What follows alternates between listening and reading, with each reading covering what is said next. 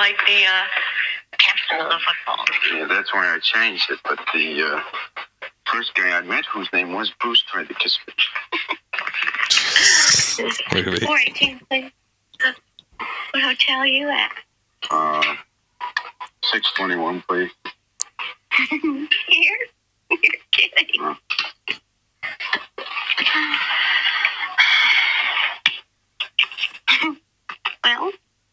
Well. How familiar were you with Lenny Bruce as a comic, as a historical figure, Dan, before watching? No idea. I had no idea who he was. Really? I'd heard the name before. And so watching Lenny was kind of eye-opening, to say the least. Right. And definitely a different view of the 1950s than we have seen in the other movies we've talked about in this cycle, Exactly. which is set in the 1950s. It was a real shocking movie, I would say, especially because of Dustin Hoffman's kind of performance, which I thought was really good, but like really out there. But that's our chase here today. The main film is The Last Picture Show, and we have a special guest, Andrea Gomez. Welcome to the podcast. Tell the people what you're up to, what you're writing, and where they can kind of see your work. Hi, everybody. I'm Andrea. Super excited to talk today. I write for a website called Filmchisme, and we kind of cover Latin American film and international film as well. You can find us at filmchisme.com.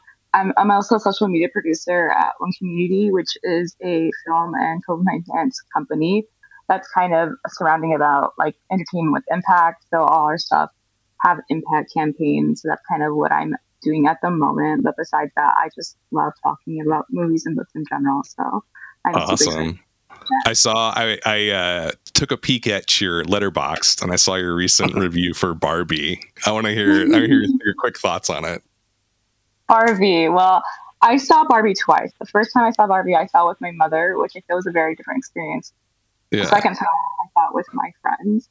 And I think that Barbie is such like a mother and daughter film at times. So it felt like the perfect way to watch it. My mom I'm Christian, so she's from Mexico. And so like her entire Barbie experience was very different from mine, but there was still like this moment that I can relate to. So, I'm sure the film with time, we'll get more critical thoughts or analysis on it. But at the moment, I just really enjoyed it. And I think it's really accessible to people that aren't quite like familiar with like, I don't know, feminist theory, let's say. I think it's a really accessible way to kind of like introduce that to the mainstream. That's awesome. Yeah, Chris, have you seen Barbie yet? Yeah, I saw it last week, and did you like it? It's wonderful. It's very. I know I'm gonna love it. I could tell from the moment the trailer dropped and everybody was involved. I was like, I'm gonna love every second of this movie. All right, let's talk about. So we're set in the 1950s cycle as the theme of this season. We're in the 1970s, The Last Picture Show, 1971, and Lenny, 1974. The main film is I was going to say The Last House on the Left, Chris. I was just thinking 1972, by the way, also the 70s. So The Last Picture Show, did I pick this? I was searching for a good 70s flick set in the 50s, and I was really struggling. Because there's some like big obvious ones, but we always are trying to like kind of see stuff that either is under the radar, not that this one particularly is, but that kind of helps us see that lens in a way that perhaps other movies don't. And I think this is one of those films, unlike say MASH or The Godfather, that is like quintessentially about like America in the 1950s, especially like everyday America. And you actually suggested it to me while I was trying to find one, so thank you, Dan. I don't know how I came across it. I think I watched Paper Moon. So this is Peter Bogdanovich, right? And Paper Moon's one of my favorite movies. And Andrea, have you seen Paper Moon? I love Paper Moon. Yes. Oh God, it's so good. One of my favorite movies. I think I just watched Last Picture Show like right after that, kind of hearing the buzz that like, oh, it's like, his first breakthrough movie. And so, Chris, you'd never seen this before? No, it's one of those ones. I saw Paper Moon years ago and was spellbound by it as well. And so like I've been trying to make my way through the Bogdanovich filmography, and I'm not sure why this one has always slipped past me. Like, it seems, I don't know, maybe it's not as flashy or not as, I don't know. There's something about it that made it slip past me. I love What's Up, Doc, and Mask, of course. But I'm just. It was one of those times. It was very special because it's been a while since I've watched an old classic movie for the first time, and I'm like, oh, that's what I've been missing. And so, and thanks to Andrea too, found you to come on the pod to talk about it, because you did a nice write-up about Bogdanovich when he passed a few years ago, I believe for Collider. And I'm curious what your kind of like short version of your history with this movie. How many times have you seen it? What has caught your eye about it, or Bogdanovich's filmography in general over the years? Sure. So I first was introduced to the film in college, as one does, during one of my film classes, and I was immediately kind of very intrigued with this kind of coming of age story and this kind of recurring theme that I feel that pops up a lot of times of this like Americana in his films.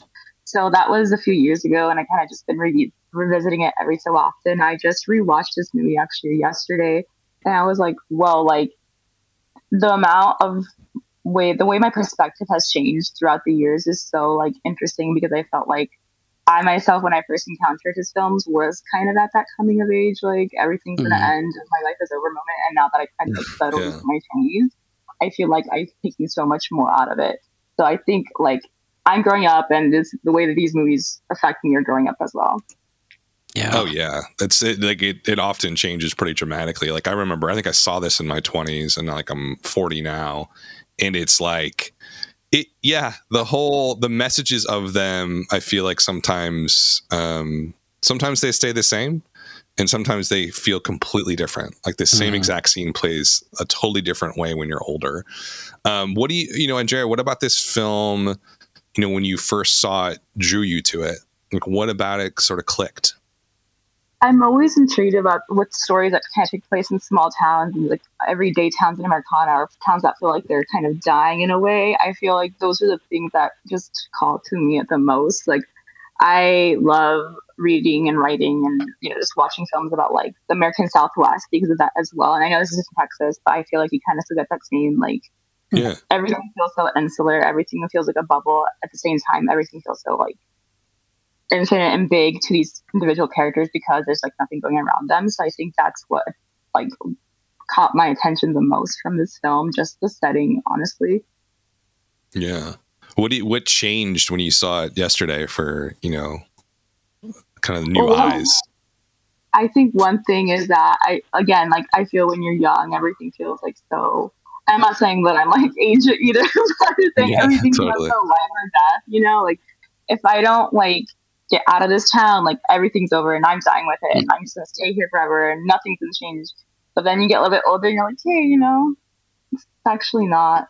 And I think just how young everybody seems. Like I feel when I watched it when I was younger, I was like, oh yeah, like these people hooking up with each other, and there's like this major age gap, and I don't know why it didn't seem as like red flaggy to me when I was younger.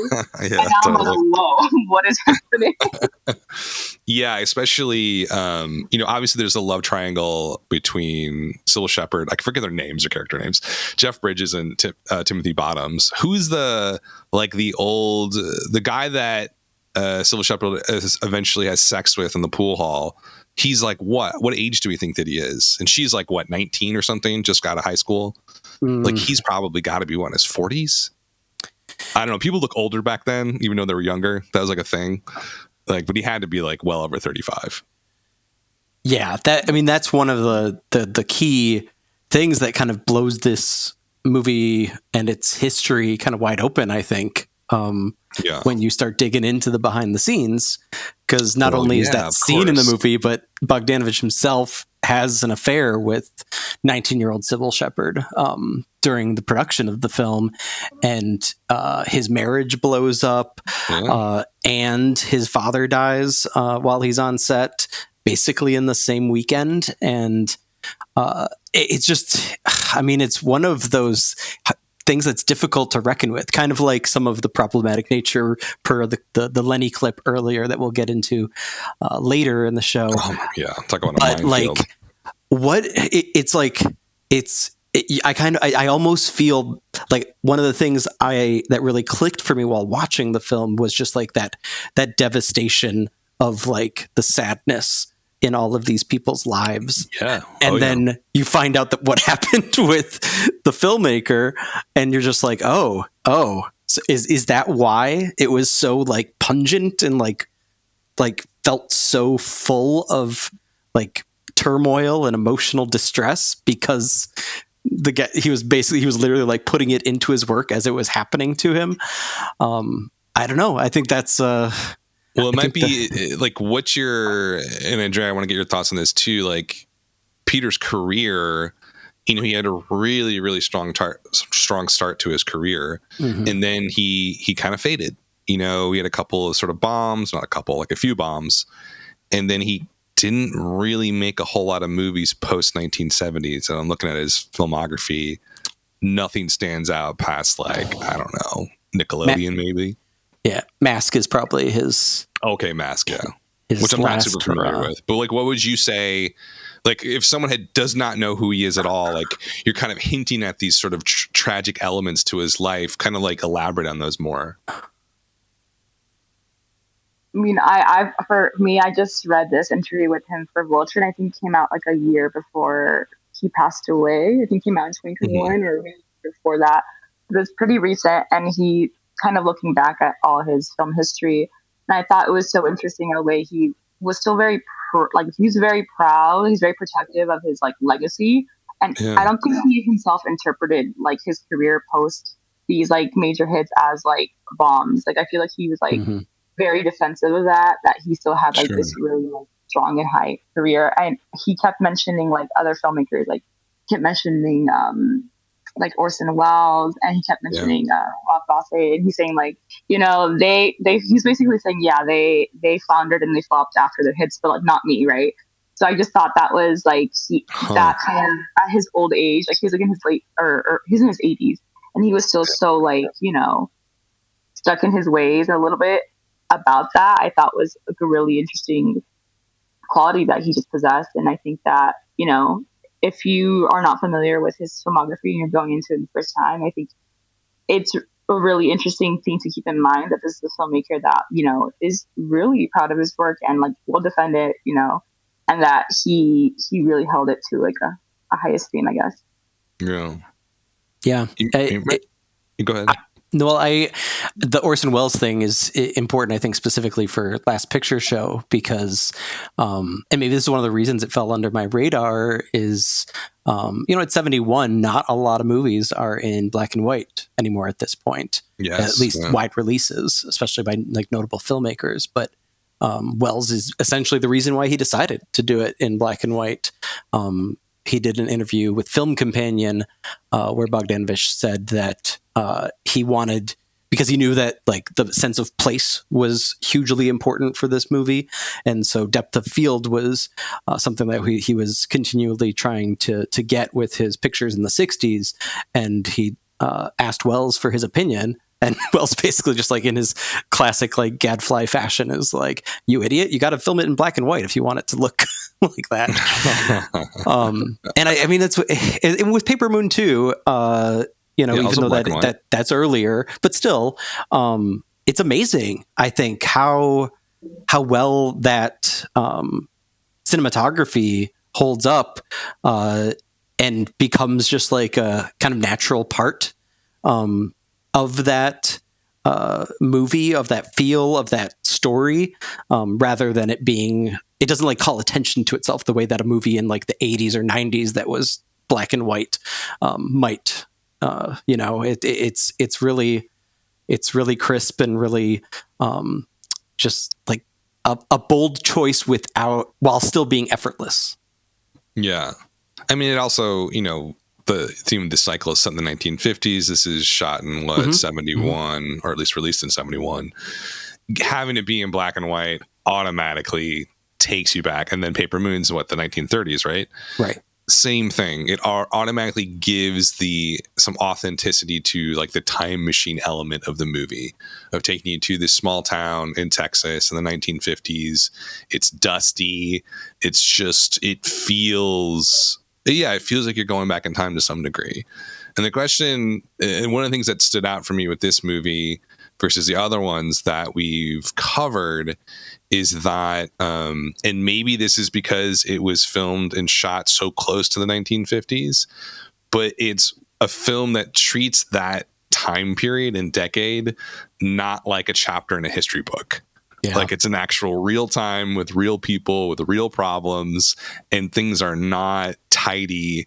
And I'm thinking like The Majestic we had in this cycle, or Far From Heaven it's an homage and it's ironic. But even those films, there's a tendency, the further away you get from the decade, for people to do a period piece about that time period and make it seem like it is somehow this really, really, really distant time away. And like, it doesn't feel lived in. This movie feels lived in. This feels like it I don't know. It almost has a documentary feel to it, or it's just like, wow, feels, I don't know. The characters felt authentic to me. I don't know, Andrea, if you felt that watching it. Do these characters feel like they have like depth and seem like real people?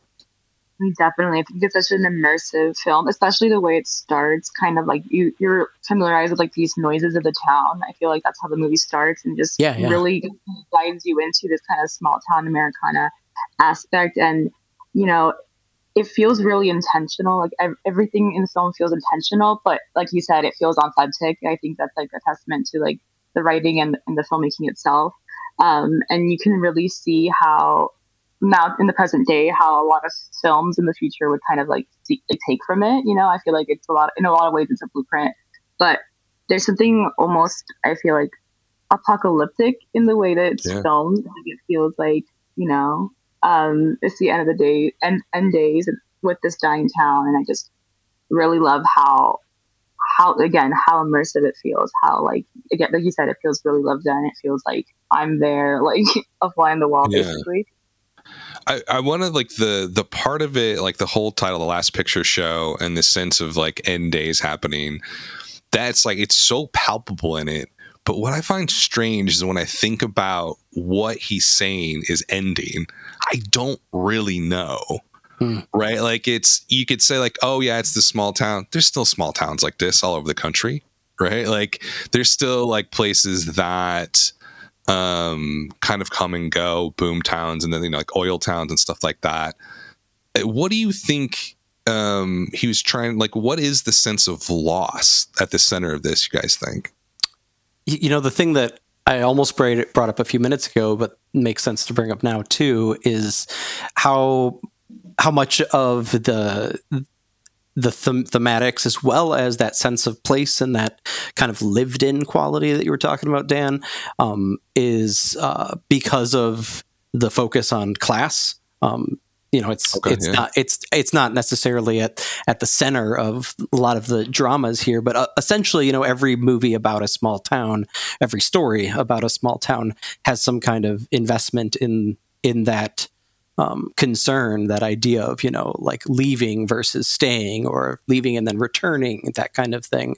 And I think that that scene with you know, the broom boy, the kid who's Billy, sweeping, Billy, and you know, spoiler alert for 50-plus-year-old movie, but like when you know, when he's hit and dies, and the people around Dwayne and Sonny, or no, it's Sonny, right? Sonny that finds him, that comes across the scene, because he's at the pool hall, and he sees how basically like these older men are just kind of like, oh, well, that sucks. I'm going to go to lunch. That's exactly. Like, and whereas Sonny is like there's this younger generation, but still like very much feeling like, you know, he's either relegating himself to this, you know, life in the small town, taking over for Sam and all that, and then seeing how someone even younger than him is just basically brushed off, just like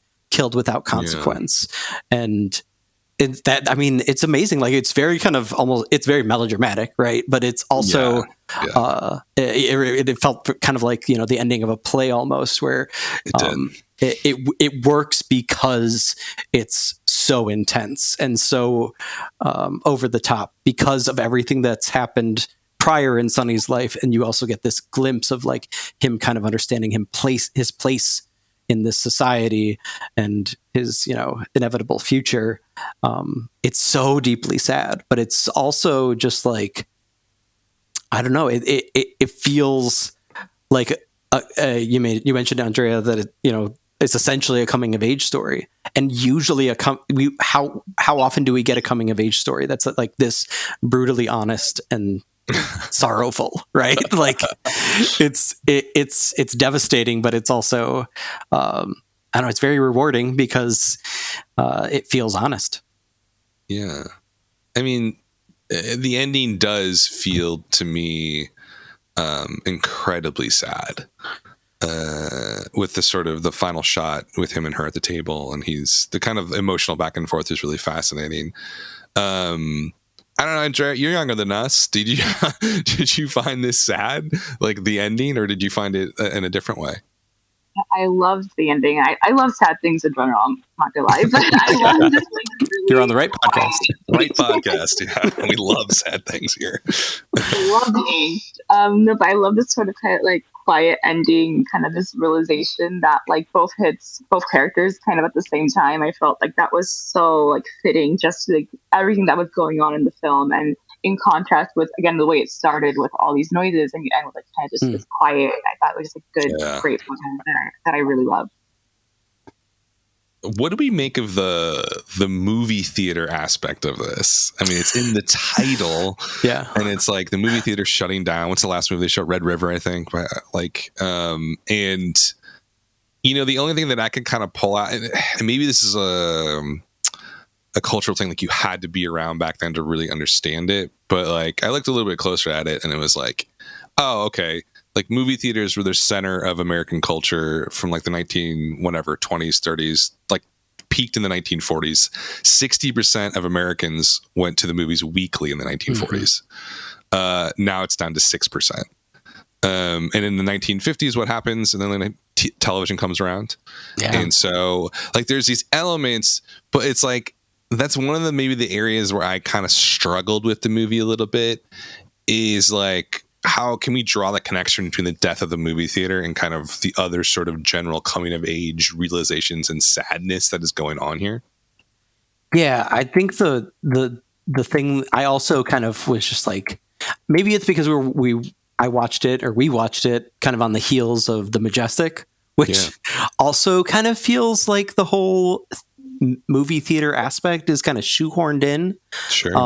I think the distinction with this film is, number one, it's based on a novel, and I think it's always going to play different when you've got a book called The Last Picture Show versus a movie called that. There's different contexts and different kind of metatextual connotations there, but I think the thing that really worked for me, that kind of tied it together, was that scene where Sam talks about how he tells Sonny and Dwayne that he's going to have to close it down, and I think it's Dwayne, I think it's Jeff Bridges, that says like, well, what's anybody going to do in this town? And I'm thinking to myself, and it's like, well, like, it's a small town, like, you guys are the movie theater's open and you're having plenty of drama to deal with. What do you mean? What else are you going to do? But then when what scene is that? The thing that is like almost stereotypical, especially to those of us that didn't live through the 50s, where it's like, that's the place you take like your first date, right? It's like a classic place to like be the beginning of relationships, to be like the beginning of like bonding. Like in Diner, the infamous. Right. Yeah. The restaurant. There you go. Yeah. And so I think that there was a lot going on that maybe is like, I'm curious. Larry McMurtry, who helped write the script, also wrote the novel. And one thing that stood out to Bogdanovich that he said was one of the reasons he took it on as his second directorial feature was Sal Mineo from Rebel Without a Cause and lots of other 50s movies. Basically brought the book to him, and he's like, I want to be in this, but I think I'm too old now. And so like, I think it almost feels like Bogdanovich began this whole process of adapting the novel with this idea of like becoming too old, starting over, death, rebirth, that kind of thing. And so it feels like it also feels like one of those movies. I don't know. You've seen it way more than us, Andrea. Does that connect? Does that hit more with more rewatches? I mean, yes. And I feel like there's a specific line in the movie that I kind of underlined yesterday, Sam the line where he says, you wouldn't believe how this country's changed. And I feel like that is such a reoccurring thing that comes up within the film. I mean, just with the title itself, I feel just because there's such a small town, you know, the movies are the only way to see people that aren't from the small town and like outside of their, you know, known universe.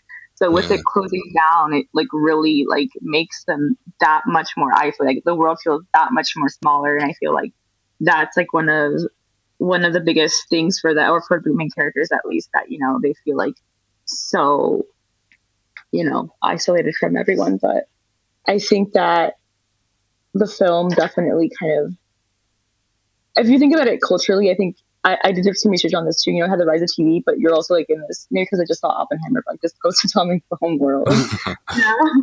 And like everything feels, the stakes feel so huge for everything. And, you know, that's kind of the way I was watching it yesterday. But like everything feels so removed from the show, but the Last Picture Show, but it's still making waves in their universe. And I found this so interesting. Yeah. It's like, I'm trying to think. Like that, the line from Sam, the line is like, it's such a good line. Like the whole, how everything's changing, and he's trying to like communicate to these younger guys that like, you gotta, I don't know what he's trying to say, but it sounds like you have to hold on to the moments that you have in the moment. But you can't, of course, because everything just slips away from time. And it's like, there is this like inherent sadness to every scene in this movie. Every single, there's some happiness in the intro when they're like in the car, like having fun. But after that, it's just like one sort of, maybe morose is not the right term, or not despair, but there's just kind of this sullenness to everything. And like, I think when I rewatched it this time, you know, let's say 20-ish years later from when I first saw it, it's I think that part of it kind of got me a little bit down, where I was like, oh man, like this is and like I think the big thing that changed for me personally in this movie is, I think when Sonny goes to leave and he doesn't leave, when he comes back. I know that's a really important part of the story, and like kind of what do you guys think of that? Like in your, just like from a personal experience, personal opinion, how did you feel about the character doing that? Because to me, in my own life, I've always just run. I always just go. Like, and Chris knows me. We've known each other since we're in high school. I've probably lived in like 12 different cities since I turned 20. Right. So I've moved. So like this time I'm watching, I was like, dude, just go. What are you going back for? Right? But that's me. I wonder what you guys think about that. Him turning around in that moment. Yeah. That hit hard for me too. I didn't do that basically because I could, you know, at least partially because I couldn't. My mom retired while I was in college and moved to North Carolina. But then, you know, we went through a lot of stuff over the years to winnow it down. And I moved her to Minnesota last summer, and that in some small way kind of felt like a return. It was the first time that her and I were living within close proximity to each other since high school.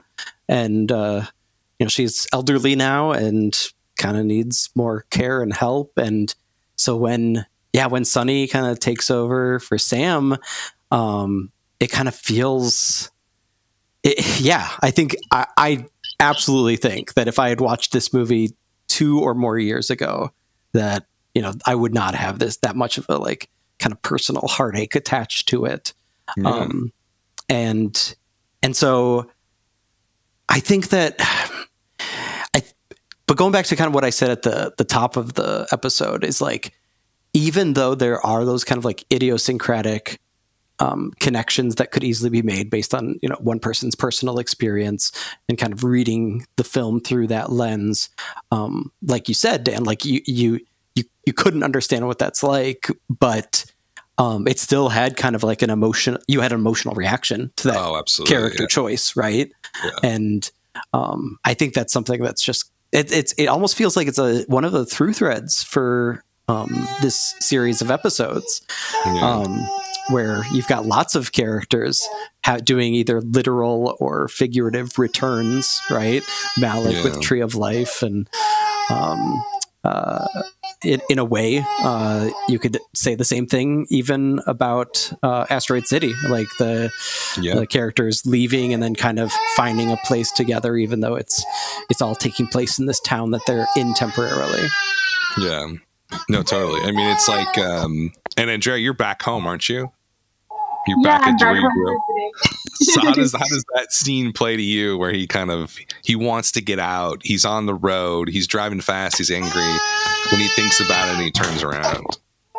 I absolutely love that scene. First off, it's devastating, but I felt like, it's such a human thing to do, and it feels like you're like, oh, he's such a kid, like he's a kid, he's a baby, like of course, like this would happen. It makes you feel like I feel more connected to him as a character, and he kind of, like, all of his choices in the film are framed like that bit more differently when you're like reminded of his age, I feel.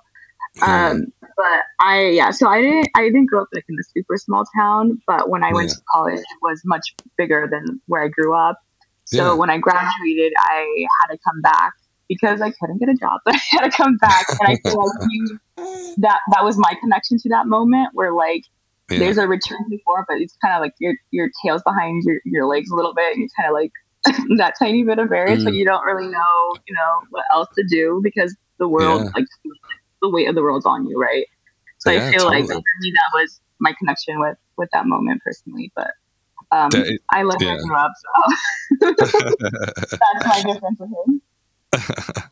I remember when I graduated school, I got my degree. Both, actually, me and Chris, both, you got a degree in English, right, Chris? Oh yeah, we're both English majors. Yeah, and Chris is now, he's been a teacher. I was a teacher for like a year and then quit because I couldn't take it. But I remember there was a moment I graduated from college and I didn't know what I was supposed to do. Like with the English degree, I didn't have a teaching job yet. So I moved back to where I grew up in Brookfield, where me and Chris grew up. And I got a job at like a farm store where all I did was lug 50-pound bags of salt to and fro. And that was my job. And so like in that moment, I was sort of like, I felt exactly like how Sonny felt. I was like, get me out of here as soon as possible. But I did not turn around. I just kept going. Yeah. So, I mean, what else about this movie? Does it feel like the 1950s to you guys? Does it feel like an accurate representation of that time period, as much as we could know because we're not from then? I mean, does anything about it feel maybe like false or put on or overly nostalgic? What do you guys think? You know, it's really hard because I feel like it's one of those films, and it came, you know, it hit me as one of those films that is close to infallible. It feels like every piece of it is so well crafted without it like trying too hard to do one of anything. And I think that's one of the things that I'd argue more so than a lot of the other films. Like you mentioned, Far From Heaven is super stylized in a way. LA Confidential is too, and it's also a genre piece. But like this movie and then Desert Hearts, which we spoke about last episode, I think both do a really excellent job of representing the 50s without a lot of like that kind of either back in the day like nostalgic sheen to it, as well as still kind of, because it's so focused on ordinary people, and this maybe even separates it a little more from Desert Hearts. Maybe it aligns it more with like the non-protagonists in Desert Hearts. This ordinariness feels like essential to kind of understanding the characters, and kind of makes a case for why, you know, this decade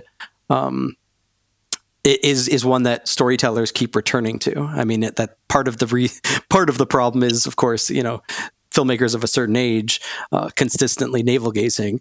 But I think the other part of it is this kind of like mid-century crisis of identity, of change, of trying to understand the evolution of the world and the self. And it's really great to have done this cycle of episodes, Dan, because I think it helps kind of illuminate a lot of the misgivings and stereotypes of the 50s and the filmmakers that know how to do it in a way that isn't rose-colored, but also isn't super just like pessimistic and negative.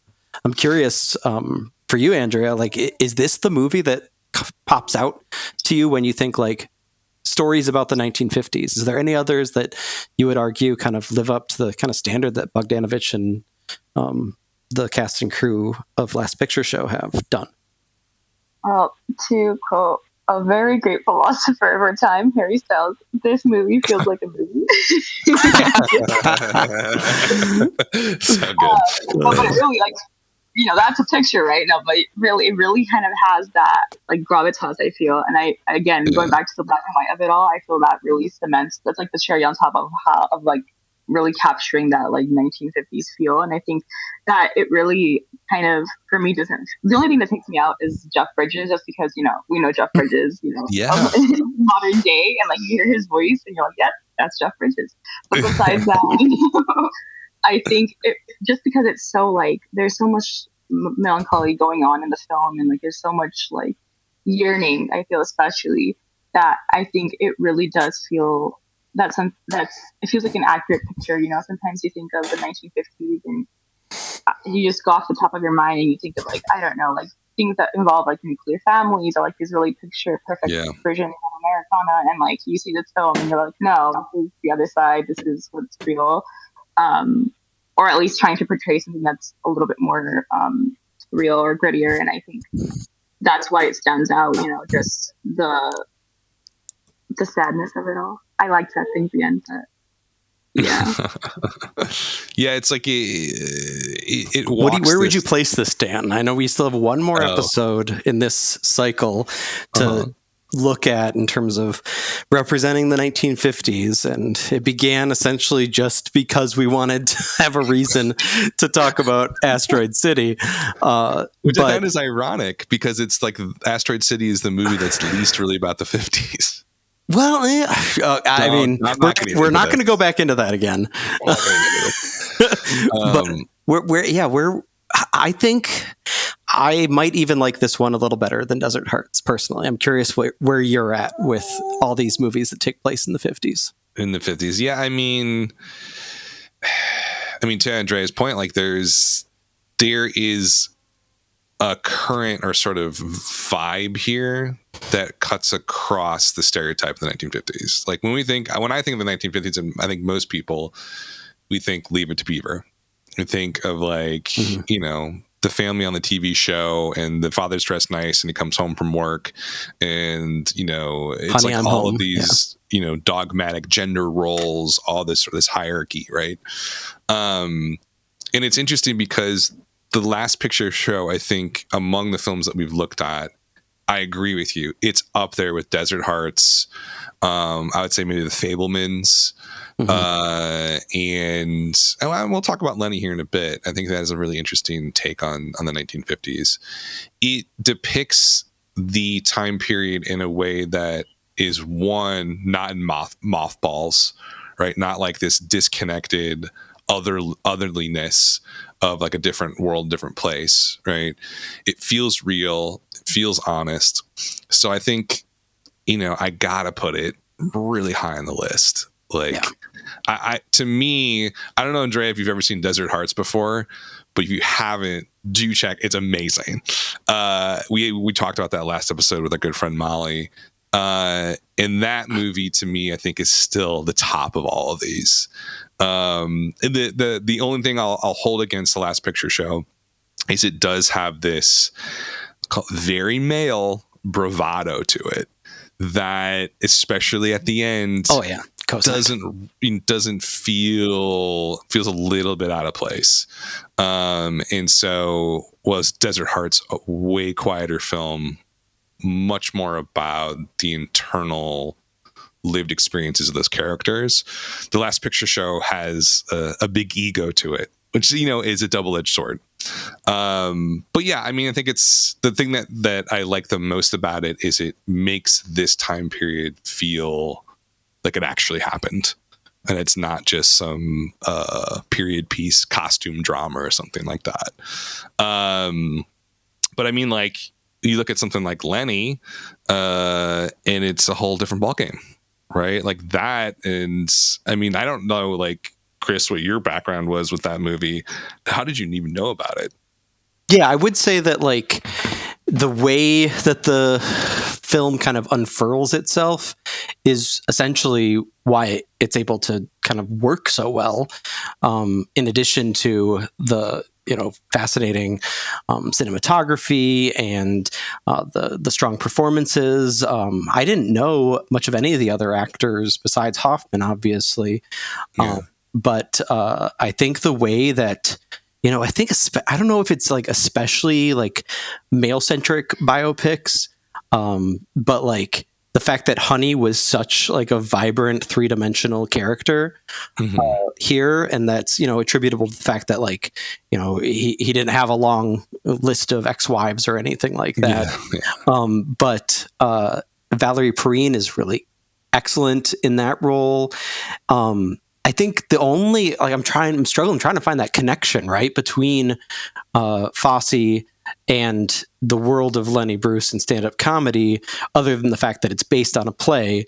And the thing that I guess stands out, kind of what you were saying, is like, no matter where the scene is taking place, whether it's, you know, Lenny overdosing in an apartment or a nightclub or a party, it feels like this is a life, a tumultuous kind of like star's life that probably only somebody like Fosse would really be able to bring to life. Like, yeah, it has this sense of urgency and importance.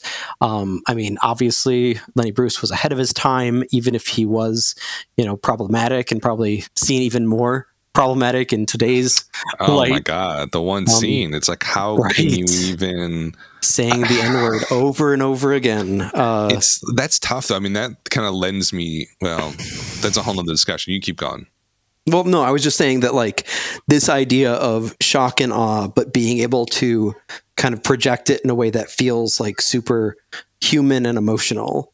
I mean, I think it's pretty special in that regard. And I think if there's things that don't work in the picture, especially, you know, seeing it in 2023, I think it is maybe a little unfortunate that, you know, we're kind of relying. I know you said you liked it, and I think they do it well, but it is kind of overly reliant, I'd say, on that pastiche element of the interviews with people. It almost feels like you don't like that? It feels kind of like a Citizen Kane retread, right? Like, uncover the mystery of this notorious figure, but in search of Lenny Bruce. Yeah, exactly. I don't know, but I do. I mean, going back to our main question thesis about this, I mean, you mentioned that earlier in the show. What is it about this kind of 1950s representation that seems so unusual and unlike all of the other films we've been discussing? Well, it feels like these characters are people that you could know now. Mm-hmm. You know, it's like the complexity, the emotional messiness of their lives. Right.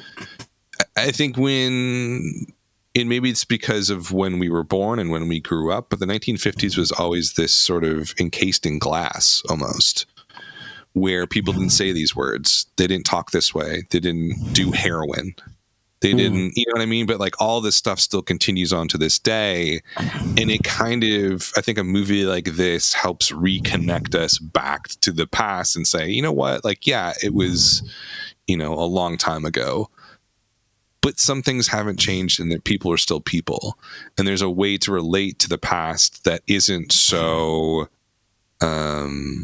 disconnected. That isn't so like, oh, well, this happened so long ago, so it was important back then, but it's not important now. But it is important now, because like the patterns and the strands are still moving forward from that time. And I think like this, Desert Hearts, Lenny, the Fabelmans to a lesser degree, a little bit of Majestic, and the Last Picture Show all do that. They all like connect us back in a way that I think most movies about the 1950s just can't or don't even attempt to. And you even mentioned too, like LA Confidential, wonderful film, one of my favorite movies, but does not really, it's a snow globe world, like I always say. It's a snow globe version of the 1950s. It's a book in a history, it's a chapter in a history book. Asteroid City is very much the same way, at least in my opinion. There's something that it opens up the decade in a way that other movies don't. And here, I mean, a lot of that has to do with Dustin Hoffman. I mean, what a performance! Yeah, like, for somebody who, we grew up with him obviously as being a really an actor of high stature, but we never, I don't know.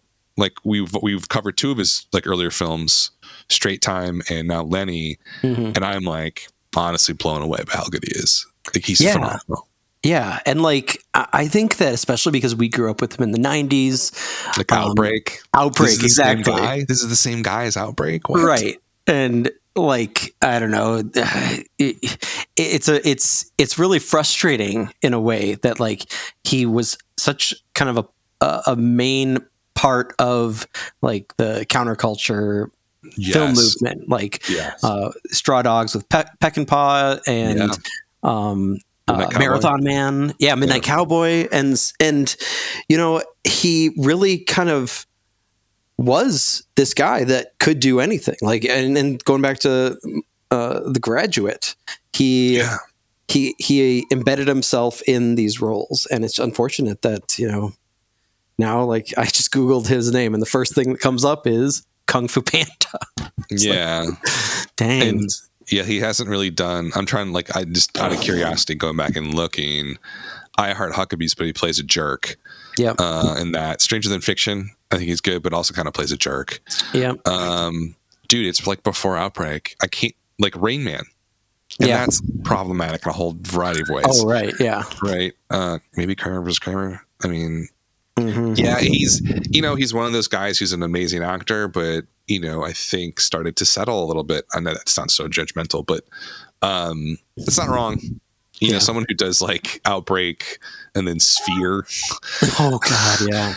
And like Little Fockers and Meet the Fockers. Like, he obviously everybody likes money, so yeah. And I mean, he's he got caught up in Me Too as well. And, he did, yes. I didn't really follow the specifics about it, but it wasn't. It was a few accusations, right? It wasn't just like one or two. It wasn't great. 7 women accused Hoffman of sexual misconduct or assault. Oh my God.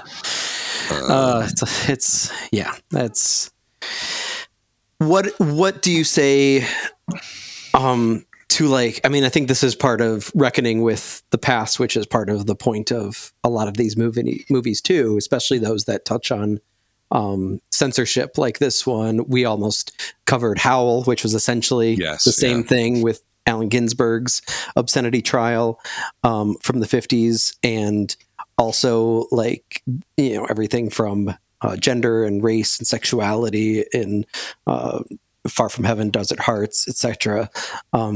We see that, but like going back to your main point, maybe this is one of the key takeaways is like it all comes back, right? We're still dealing with all of this in through and through. Yeah. And so like, it's so silly to like kind of zoom out and be like, all these people making these, really delicate and fragile and introspective portraits of, a bygone era. But here we are just, repeating it.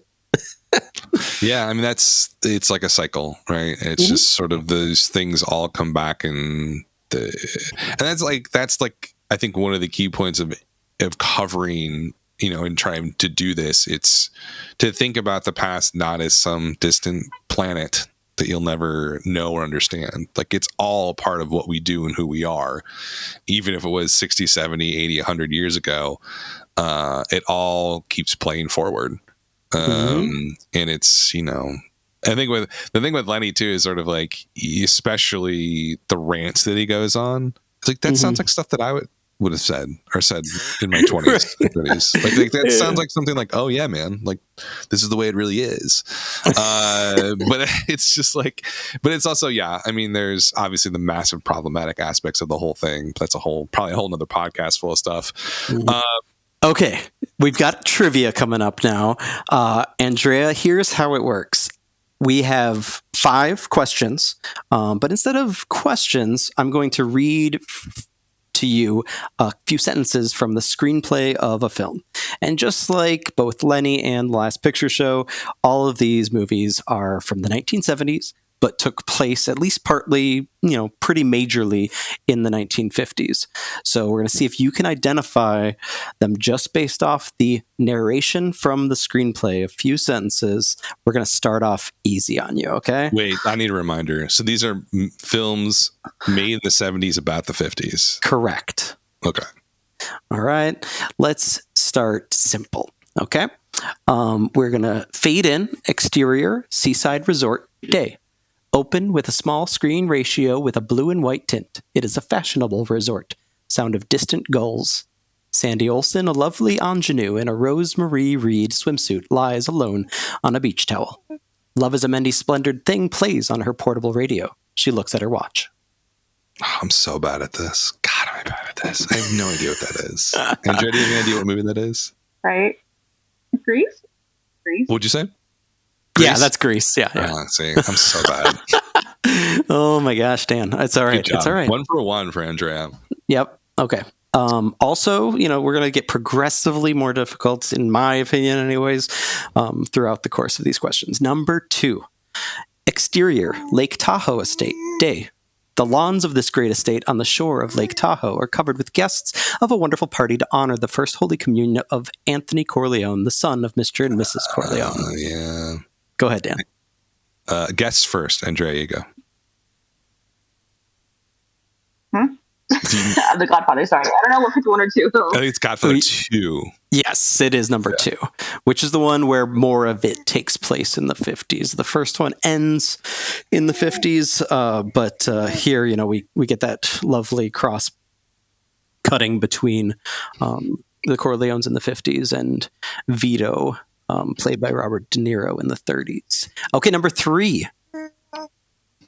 Also, I'm going to save the 2 tough ones for the end. I'd say all 3 of these first ones are pretty equitably easy. Okay. Interior, the swamp, dusk. First, we see Hawkeye sitting on his cot, looking across the tent at the newcomer.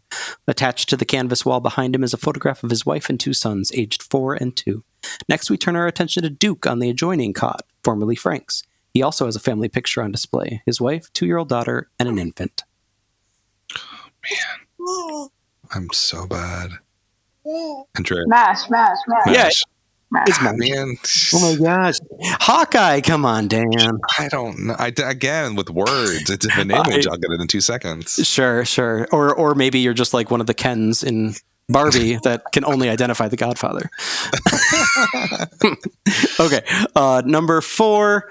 Once again, a little trickier, but I actually just saw this recently for the first time, and was kind of blown away by it. So I'm curious if either of you guys will get it.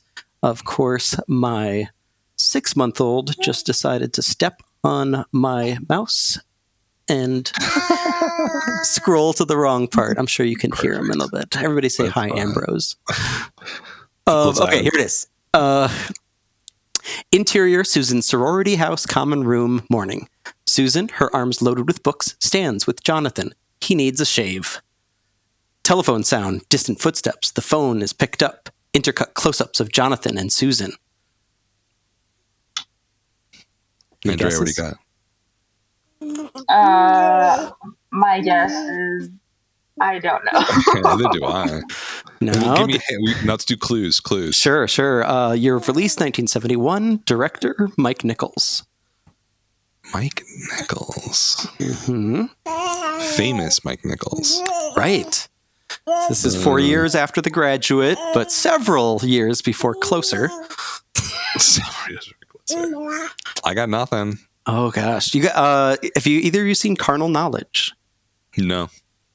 Oh, I would definitely recommend it. It's a wild ride. It kind of goes along with, the aspect of Lenny regarding, this kind of underbelly of 50s society. It's basically about a group of swingers. Cool.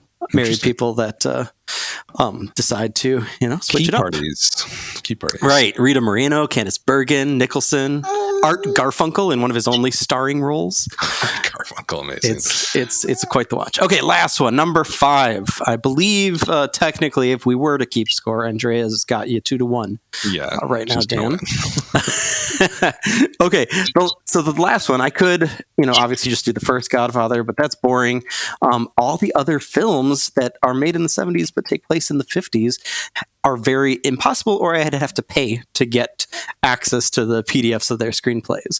Mm-hmm. So for this one, you're just going to get the plot log line from Wikipedia. Okay? Sure.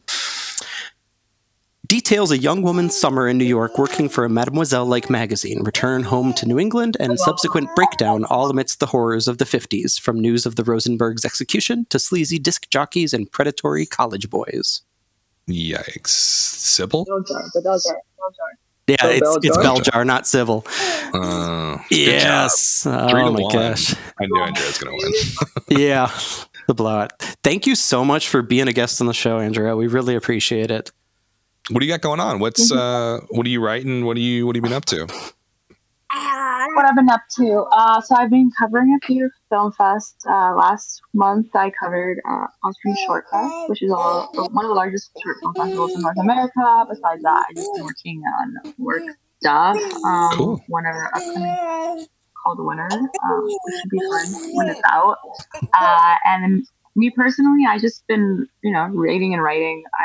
I post about books on my Instagram. If anybody needs a book recommendation. Oh, nice. Yeah, very cool. And where can people find you? Sure, so you can find me on the app formerly known as Twitter. What is it called? X now? What is it called? I don't even know. Oh, we don't even need to say it. Yeah. My Twitter is my X handle is A Life by Dreaming, and my Instagram handle is Page Cactus. And you can follow my work stuff at One Community HQ, where I post movie knowledge and history stuff. Awesome. Thanks again for being on the show. We appreciate it. Thank you so much. What are we? This is this 1970s episode. We have one episode left in the 1950s cycle. We're going to do Cool Hand Luke from 1967, and then we're going to do a 1950s film to kind of see what they thought about themselves in the 1950s. Rebel Without a Cause, which was 1955. Any closing thoughts, Chris? Oof, it's going to be brutal this last episode. I've done my watch for Cool Hand Luke. I haven't seen either of the movies ever. What? Oh my gosh! Nicholas Ray, didn't he do Rebel Without a Cause? Yes, Nicholas Ray. Love. And then, yes, we're looking at, two icons, Paul Newman and James Dean. And speaking of male-centric, navel gazing of the past, let's get into it. And it's going to be messy, but it's going to be fun. Can't wait. All right. Thanks for listening. This has been Film Trace.